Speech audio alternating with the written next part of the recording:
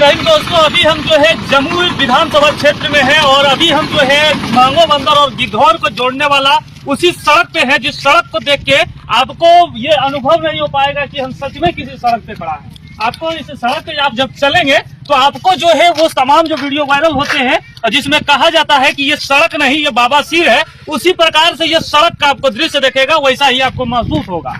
ये जो है आपको जैसा हमने बताया कि ये जमुई विधानसभा क्षेत्र लगता है और हम जहाँ पे खड़े हैं यहाँ से महज कुछ दूरी पे 3 बार भारत के प्रधानमंत्री यशस्वी प्रधानमंत्री कार्यक्रम कर चुके हैं और जिस जगह पे वो उनका कार्यक्रम स्थल होता है, जहाँ पे जिस नदी में जिस जगह पे उनका बड़ा भव्य स्वागत किया जाता है जमुई जिला में, उस नदी में वो नदी है और उस नदी में जो है पक्कीकरण वाली सड़क जो है चकाचक बना दी जाती है, लेकिन उसी के बगल में सालों भर इसमें सैकड़ों हजारों की संख्या में लोग आना जाना करते हैं और वो सड़क की स्थिति इतनी दयनीय है जिसकी चर्चाएं तमाम प्रतिनिधि जो है कागजों पे करते रहते हैं, लेकिन धरातल पे कुछ दिखता नहीं है। यहाँ पे जो भी इस सड़क से गुजरते हैं उन्हीं से पहले जानने का प्रयास करेंगे कि आखिर इस सड़क की हाल क्या है। क्या नाम हुआ चिचड़ा? कहाँ से है? मांगो बंदर। कहाँ जा रहे हैं? इधर मांगो बंदर जा रहे हैं। कैसा अनुभव होता है इस सड़क पे जब चलते हैं? तो हम लोग रोज देखते हैं कि गाड़ी रोज पलटी होता है, रोज 2-4 को पलटी मारता है। प्रत्येक दिन, एक दिन भी नागा नहीं है। किसी का गोड़ टूट गया, किसी का हाथ टूट गया, किसी का कपार फूट गया, कोई बच्चा दबा गया, उन्हें प्रत्येक दिन होता है। प्रत्येक दिन होता है, यानी कि कहले इस सड़क से जो होके गुजरते हैं वो काल के गाल में होके गुजरते हैं। अच्छा, कुछ दिन पहले यहाँ पे बगल में जो है बीते दिन पहले प्रधानमंत्री आए थे, वो तो खाली घोषणा करने के लिए यहाँ आए थे। हाँ, नदिया में रोड बन गया है, देखिए कि नहीं? आए थे प्रधानमंत्री जी, हमारे बिहार की जो कुछ बोले थे वो तो झारखंड का भाषण दिए। 6600 करोड़ रुपए का परियोजना का शिलान्यास किए हैं। कौन जानता है? हाँ, कौन जानता है बताइए? कोई अगर जानता है बिहार का लोग, कोई नहीं जानता। कोई नहीं जानता है झारखंड के बारे में। यार कहने के लिए आए हम लोग बिहार को खा गए। अच्छा, बिहार में बच्चे पत्नी क्या दिए? नीतीश कुमार या तो नरेंद्र मोदी। अच्छा, एक और सवाल, आखिरी सवाल आपसे। आप जो है ये सड़क ज्यादा जरूरी था या फिर जहाँ मोदी जी आए थे नदिया में सड़क जरूरी था? ये जरूरी था जिसमें कि हजारों हजार संख्या में चल रहा है, गाड़ी चल रहा है। स्टेशन का रोड ये है, मांगो बंदर से स्टेशन की रोड, स्टेशन का रोड ये जरूरी है। नदी में अभी पूरा एकदम जहाँ कोई नहीं जाने वाला है, ठेला तक नहीं पार होता, उसमें रोड बन गया है। इसमें कम से कम दिन भर में कम से कम मान लीजिए कि 50,000 गाड़ी चलता है। चलिए, यहाँ पे ये ऑटो चालक है और ये बता रहे थे इस सड़क की स्थिति और प्रधानमंत्री जी के उस कार्यक्रम की का भी हाल था। अभी यहाँ पे कुछ इसी क्षेत्र के लोग आपको बता दें कि जो प्रधानमंत्री के कार्यक्रम के दौरान उनके उस नदी में जो सड़क बनाया गया था वो कहीं ना कहीं अगर उपयोगी साबित होगा तो वो बालू माफियाओं के लिए सिर्फ होगा, बाकी और किसी चीज के लिए वो उपयोगी साबित नहीं होगा। लेकिन जो सड़क आम जनमानस के उपयोगी हो सकता है, वो सड़क की स्थिति इतनी दयनीय है कि आप इस सड़क पे आएंगे तो आप माथा पकड़ लेंगे कि आखिर हम इस सड़क में क्यों गुजर रहे हैं। क्या नाम हुआ भैया? बाबू साहेब सिंह। अच्छा, लोग बाबू साहेब से ही सिंह को जानते हैं, इसे आप दोनों हैं। अच्छा, इस सड़क के विषय में क्या कहना चाहेंगे कुछ? ये जो डबल इंजन की सरकार है, अच्छा। एक तरफ देश के प्रधानमंत्री सबका साथ सबका विकास की बात करते हैं, तो बिहार के मुख्यमंत्री विकास के साथ न्याय की बात करते हैं। तो ना यहाँ विकास है ना यहाँ न्याय है। आज हर तरफ अराजकताएं हैं और उस अराजकता का जीता जागता उदाहरण आपको ये सड़क बयां कर रहा है। ये सड़क मांगो बंदर से गिद्धौर जाने वाली मुख्य सड़क, इसमें लगभग 10,000 लोग हर दिन इस सड़क से आवागमन करते हैं, स्टेशन जाते हैं, अन्य जगहों पर जाते हैं। लेकिन आज ये सड़क की हालत जर्जर है।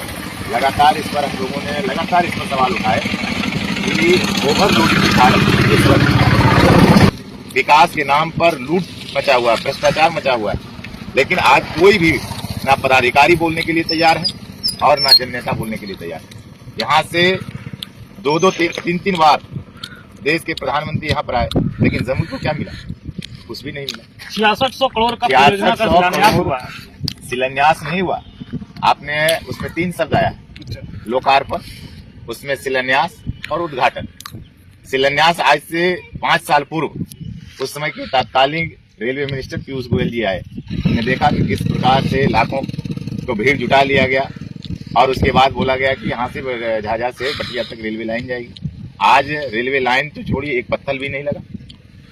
शिलान्यास हो गया, उद्घाटन कब होगा? आज हम देख रहे हैं कि बरनार जलाशय की क्या स्थिति है। 74 में शिलान्यास हुई बरनार जलाशय का। उस बरनार जलाशय से 56,000 एकड़ जमीन सिंचित होता, लेकिन आज पानी के अभाव में खेत बंजर बन गया। किसानों की स्थिति दयनीय है। लेकिन आज तक 48 साल गुजर जाने के बाद भी आज उस बरनार जलाशय का निर्माण नहीं हो पाया। शिलान्यास होना अलग चीज है। आपने सत्ता के पाने के लिए, वोट बैंक की राजनीति करने के लिए, अपनी सत्ता को स्थापित करने के लिए शिलान्यास कर दीजिए, घोषणाएं कर दीजिए। मोदी जी का दिए 2 करोड़ रोजगार मिल जाएगा, हर साल मिल जाएगा। 10 साल हो गया, 20 करोड़ रोजगार मिलना चाहिए था। लेकिन आज हिंदुस्तान में सबसे ज्यादा बेरोजगारी है। आजादी के बाद अगर सबसे ज्यादा बेरोजगारी बढ़ी है तो ये मोदी शासनकाल में बढ़ा। आज महंगाई बढ़ी है तो मोदी शासनकाल में बढ़ा। 6600 करोड़ की बात कर रहे हैं। जमुई को क्या मिला? जमुई में उन्होंने आदिवासी के नाम पर सभा किए और करने के बाद आदिवासी को क्या मिला? यहाँ पर 10,000 परिवार जंगल में ऐसे हैं जिसको आज तक रहने के लिए जमीन नहीं है, उनको पक्का मकान नहीं है। आज भी वह जिला कार्यालय का चक्कर लगा रहा है। 10,000 पौध जिला कार्यालय में जमा है कि वनाधिकार कानून जो 2008 में बना था, जिस कानून का मुख्य उद्देश्य था कि जो जंगल में रहने वाले आदिवासी हो या गैर आदिवासी हो, उनको वनाधिकार कानून के तहत पर्चा मिलना चाहिए। लेकिन आज तक वो पर्चा नहीं मिला। देश के प्रधानमंत्री उनके नाम पर सभा करते हैं, लेकिन आज आदिवासी के नाम पर क्या उन्होंने किया? उनका लंबित मांग था कि सिद्धू कानून चांद भैरव का प्रतिमा लगाया जाए। लेकिन प्रधानमंत्री का इतना बड़ा कार्यक्रम होने के बाद भी आज किस प्रकार से आदिवासियों के जो महानायक थे, उनके जो भगवान माने जाने वाले थे हैं, और देश की आजादी में जो अहम रोल निभाया, जो अंग्रेजों को यहाँ से छक्का छुड़ाने का काम किया, जो अपने धनुष बाण तीर लेकर के यहाँ के अंग्रेजों को खदेड़ा, आज उनका प्रतिमा तक का स्थापित करने की घोषणा नहीं कर पाए। आप किस चीज की बात करते हैं? आप सिर्फ वोट बैंक की राजनीति के लिए, सिर्फ सत्ता में आप सत्ता का हनक दिखाने के लिए, सत्ता का जो पैसे का दुरुपयोग है वो करने के लिए आज हम कहना चाहते हैं कि उनके कार्यक्रम में 50 करोड़ रुपया खर्च किया गया, संपूर्ण मशीनरी को लगा दिया गया। लेकिन जमुई के आज जो मांगो बंदर से गिद्धौर जाने वाली जो मुख्य सड़क है, आज 5 वर्षों से जर्जर है। इस पर एक सवाल नहीं कहा। जिस प्रधानमंत्री जिस बल्लभपुर घाट में उन्होंने 3 बार सभा की, तो वहां से पुल बस है, लेकिन आज तक पुल का निर्माण पर कुछ नहीं बोले। आज भ्रष्टाचार का भेंट सारे पुल चल रहा है, चाहे वो नरियाना का पुल हो, मांगो बंदर का पुल हो, तमाम पुल पुलियाएं ध्वस्त हो रही है, तमाम सड़कें जर्जर इस हालात में है। आज क्या हो रहा है? ये सबका साथ सबका विकास नहीं, सबका साथ और सबका विकास की बात करने वाले विनाश की राजनीति कर रहे हैं। देश में बेरोजगारी बढ़ी हुई है, महंगाई बढ़ी हुई है, महिलाओं को असुरक्षित महसूस कर रहे हैं, हर महिला अपने आप को असुरक्षित महसूस कर रहे हैं। इनमें हो क्या रहा? आज न छात्रों के लिए स्कूल है, ना उनके बच्चे के भविष्य के बारे में इनके पास कुछ रोड मैप है, कुछ नहीं है। सिर्फ धर्म और जाति के नाम पर लड़ाना, वोट बैंक की राजनीति करना, ये तो इनका मुख्य उद्देश्य बन गया है। इस विधानसभा क्षेत्र की जो विधायिका है काफी तेज रफ्तार मानी जाती है, काफी शिक्षित मानी जाती है। उसके बावजूद जो है उनके क्षेत्र में अगर विकास की गंगा देखी जाए तो इस प्रकार से बह रही है कि लोग जो है शर्म खा रहे हैं बताने में। जैसे जो बात आप कह रहे हैं, हमें लगता है कि इसमें कहीं कोई बात कहने का ही नहीं है कि कितना वो तेज तरार है, कितना वो क्या है। हमारा मानना है कि किसी भी विधायक का उनके काम काज से यह आक्षेप लगाया जाता है कि विकास की कितने गति से बढ़ रहा है। विकास के जो इंडिकेटर है, उस इंडिकेटर पर अगर आप ध्यान देंगे तो आपको ये महसूस होगा। आप ये देख रहे हैं, ये मांगो बंदर गिद्धौर का जो सड़क है, इसकी हालात देख रहे हैं। आप नदियों के हालात को देख लीजिए, हर जगह आज पुल पुलिया की हालात को देख लीजिए कि बड़े वाहन का प्रवेश निषेध है, कि बड़े वाहन का एंट्री नहीं हो सकता है। कौन सी विकास, किस विकास की बात कर रहे हैं? कौन सी रोड की बात कर रहे हैं? आज सिर्फ और सिर्फ ये बात जो कहा जा रहा है कि 6 करोड़, 8 करोड़, 16 करोड़ की लागत से पुल बनेगा, 6 करोड़ की लागत से रोड बनेगी, हमें लगता है कि ये सब सिर्फ जुमलेबाजी है। इनके प्रधानमंत्री ही जुमलेबाजी कर रहे हैं, ये भी जुमलेबाजी कर रहे हैं। क्योंकि आपने जो कहा 6 करोड़ के लागत से सड़क बनेगी, 8 करोड़ के लागत से ये पूछा जाए कि उनका कमीशन इसमें कितना बनेगा। अगर ये सड़क का मटेरियल कमजोर था, ये सड़क आज टूट गई, आज अगर पुल टूट गया, उसमें जो मटेरियल लगना था वो नहीं लगा, इसमें कितना कमीशन है? ये सवाल क्यों नहीं उठती है? ये सवाल उठनी चाहिए। उसके जिम्मेवार कौन है? अगर पुल टूटा है, इसके जिम्मेवार कौन से इंजीनियर है, कौन है इसके जिम्मेवार? ये सवाल बहुत महत्वपूर्ण सवाल है, और ये सवाल जब तक सॉल्व नहीं होगा, ये करोड़ करोड़ आते जाएंगे, जनता के पैसा भ्रष्टाचार का भेंट चढ़ते जाएगा, जनता उसी बदहाली में जीतने पर मजबूर होंगे। यही तो सवाल है। ये सवाल सबसे पहले महत्वपूर्ण सवाल है कि अगर 6 करोड़ है तो ये बताएं कि इंजीनियर की कमीशन कितना है, यहाँ पर विधायक का कमीशन कितना है, यहाँ पर अन्य लोगों का कमीशन कितना है, ठेकेदार का कमीशन कितना है और इसमें कितनी लागत से ये बनेगा। ये तो सवाल है, यही सवाल तो पूछा जा रहा है। और यही कारण है कि आज सारे पुल भ्रष्टाचार का भेंट चल रहा है, एस्टीमेट घोटाला हो रहा है कि अगर 100 रुपया का कोई एस्टीमेट बना तो 60 रुपया कमीशन में जा रहा है। 40 रुपए में कौन सा बेहतर इंफ्रास्ट्रक्चर का आप निर्माण की बात करते हैं। तो यहाँ के विधायक को ये बात बताना चाहिए जनता को कि अगर 6 करोड़ रुपया या 8 करोड़ रुपया इस सड़क के लिए हम दे रहे हैं तो इसमें आपका कमीशन कितना है, आपके जेई साहब का कितना है, आपके चीफ इंजीनियर का साहब का कितना है, आपके एग्जीक्यूटिव इंजीनियर का कितना है। ये बात तो आपको बताना होगा। और ये बात यहाँ की जनता सोचना जानना चाहती है कि जो आज से 50 साल पूर्व पुल बना, आज देख रहे हैं कि वो जस के तस स्थिति में बना हुआ है। उस पर भारी वाहन चाहे हल्का वाहन चले, कोई रोक टोक नहीं है। लेकिन आपके शासनकाल में बना हुआ पुल, आपके शासनकाल में वो ध्वस्त हो रहा है, इसके जिम्मेवार कौन है?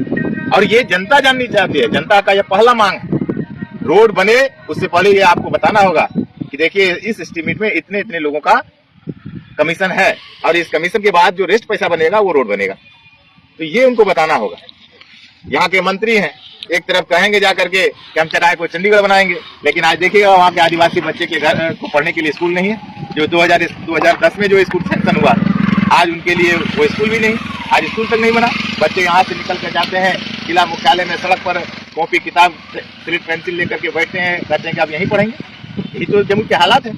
एक तरफ बिहार फर्स्ट, बिहारी फर्स्ट की बात करते हैं और दूसरी तरफ देखिएगा कि बिहार फर्स्ट की बात करने वाले, लेकिन क्या जम्मू की स्थिति क्या है? जम्मू की हालात सबसे दयनीय है और इसके जिम्मेवार यहाँ के विधायक, यहाँ के सांसद और यहाँ के मंत्री हैं।